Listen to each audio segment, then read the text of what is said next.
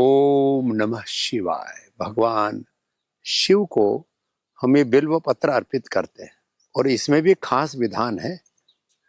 ये यहाँ ऐसे इसको तोड़ करके ना, ये ऐसे, ये फिर इसको भगवान को अर्पित करते हैं और भगवान शिव भोलेनाथ आशुतोष मात्र बिल्व पत्र से प्रसन्न हो जाते हैं। बिल्व पत्र है, बिल्व है, बेर है और भी जो औषधि हम पत्रम पुष्पम फलम तोयम जो अर्पित करते हैं भगवान को, उसकी जो महिमा है आध्यात्मिक दृष्टि से, पारमार्थिक दृष्टि से तो वो अपरिमित है ही।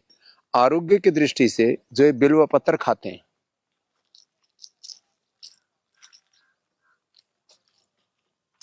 इसका टेस्ट हल्का सा तीतापन होता है, कटु नहीं होता है। और इसको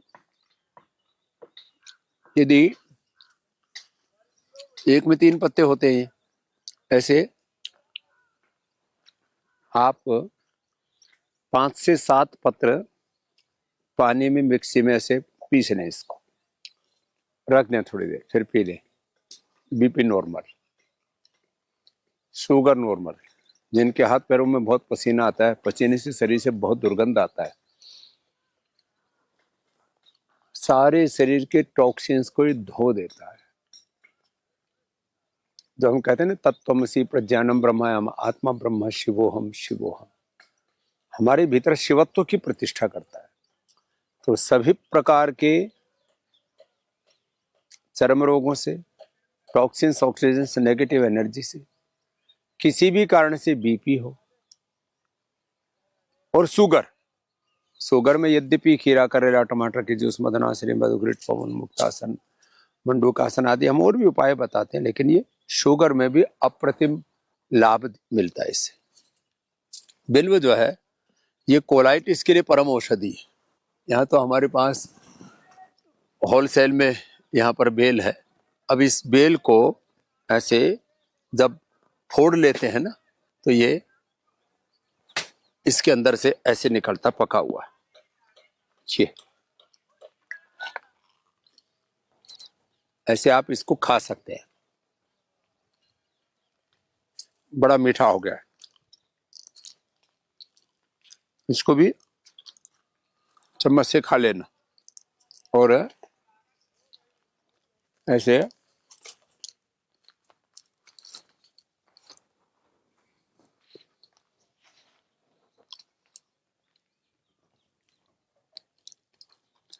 परिपक्व बेल जो है ना,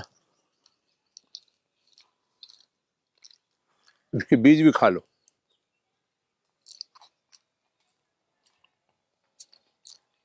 इससे ज्यादा पौष्टिक, बल देने वाला। और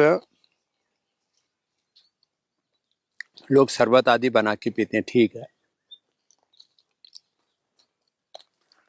बल के लिए पका हुआ खाना चाहिए। और हाँ, जिनको कोलाइटिस आदि है, उनके लिए बताता हूं। कच्चा बेल ले,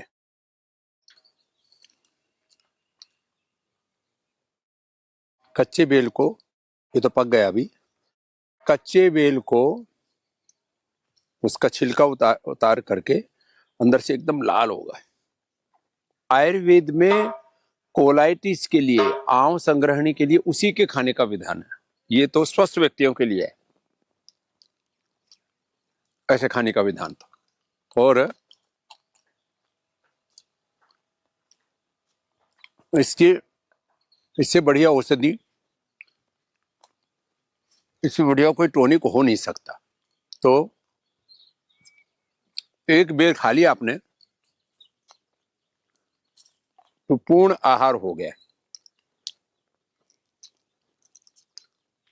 ये जिसमें एक बेल आपने खा लिया ऊपर से जैसे भगवान शिव को दूध दही आदि हम पूजा में अर्पित करते हैं, ऐसे इसके ऊपर से आपने दूध आदि पी लिया। ये इसके अंदर से भी बड़ा अच्छा है। इसी के चम्मच बना के इसको ऐसे खा ले। माने एक भी इसका कण, इसके जो रेशे हैं ना, वो बहुत अच्छे फाइबर का काम करते हैं। माने अप्रतिम है ये। अब मैंने भी कई दिनों के बाद आज खाया है, लेकिन ये इसकी क्वालिटी बड़ी अच्छी है। माने पूर्ण परिपक्व है और पूर्ण आहार है, संपूर्ण पोषण है, सारे विटामिन न्यूट्रिशंस इसके अंदर है। कच्चा होता तो इतना, एक बार हमने इसको हल्का सा ही मारा था और देखो ये अंदर से रिन निकल रहा है ना, ऐसे चम्मच से निकाल के पूरा खा लिया करो। तो ये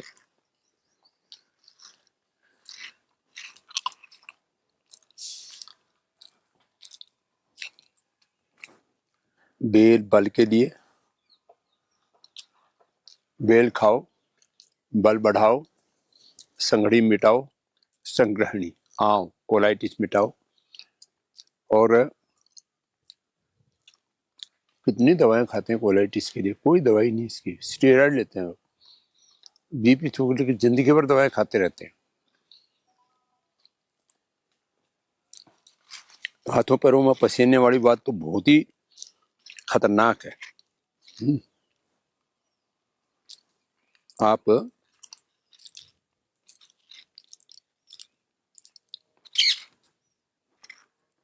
जितना इसको नीचे से निकाल रहे हैं ना, उतना ज्यादा मीठा निकल रहा है। चम्मच भी हमने इसी की बना ली। थोड़े दिन तो आप इसको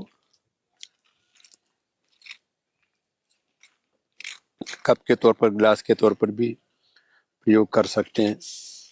तो जितना नीचे से निकल रहा है और ज्यादा स्वादिष्ट निकल रहा है। वैसे एक एक औषधि, ये तो कुछ गुण बताए आध्यात्मिक पारमार्थिक दृष्टि से। एक बिल्व अर्पित कर दिया आपने भगवान शिव को, अकाल मृत्यु का योग, प्रारब्ध दोष, जन्म जन्मांतरों के संचित पाप अपराध, उन सब से आप मुक्त हो जाते हैं। सबसे बड़ी बात है प्रारब्ध दोष, और उसको टालने के लिए बिल्व के साथ भगवान शिव की आराधना और एक प्रयासचित कि अब दोबारा पापों की ओर पग नहीं धरना, तो पूरा जीवन ही रूपांतरित हो जाता है। इसलिए जो प्राचीन काल में हर घर में बिल्व लगाया करते थे, हर घर में बिल्व, जिससे कि शिव आराधन कर सके। हर घर में तुलसी, जिससे कि भगवान राम की, भगवान कृष्ण की, वैष्णव परंपरा में तुलसी, शैव परंपरा में बिल्व हर घर में होता था। और माँ की उपासना करने के लिए जो है शैव शाक्त, और जो है फिर माँ की उपासना के लिए तो ये हल्दी से ही कुमकुम बनता है। अच्छा, एक बात हम आज सार रूप में कह देते हैं, विस्तार में फिर कभी बताइए। कुछ लोग भगवान शिव की भी, जब विभूति से तो भगवान शिव का श्रृंगार होता ही है, भगवान राम हो, कृष्ण हो, हनुमान हो, या शिवलिंग पर कुमकुम नहीं लगाते। कुमकुम केवल भगवती पर लगता है, देवी की उपासना में। तो ये छोटी छोटी बातें हैं, कई बार पता नहीं होता है, बस ऐसे किए जा रहे हैं, पता नहीं होता है। मंत्रों में भी 3 तरह के मंत्र होते हैं। एक मंत्र वो है जिनमें विज्ञान है, एक मंत्र वो है जिसमें सामान्य इष्ट की आराधना हो जाती है, और एक मंत्र वो होते हैं जो गुप्त विद्या है, जिससे पारमार्थिक शक्तियों सिद्धियों की प्राप्ति होती है। मंत्र विज्ञान भी बड़ा गहरा है। तो आज तो आपको जितना बताया है, ये बिल्व को हल्के में मत लेना। हम इग्नोर करते रहते हैं योग को, आयुर्वेद को, अपने ऋषियों की विरासत को, और इनको इग्नोर मत करना। अपने ऋषियों की विरासत को गौरव देना, सच में जीवन में स्वास्थ्य, सुख, समृद्धि, शांति, जीवन का निर्माण और निर्वाण, जीवन मुक्ति और परम मुक्ति दोनों की प्राप्ति की युक्ति है ये योग आयुर्वेद के ऋषियों की विरासत।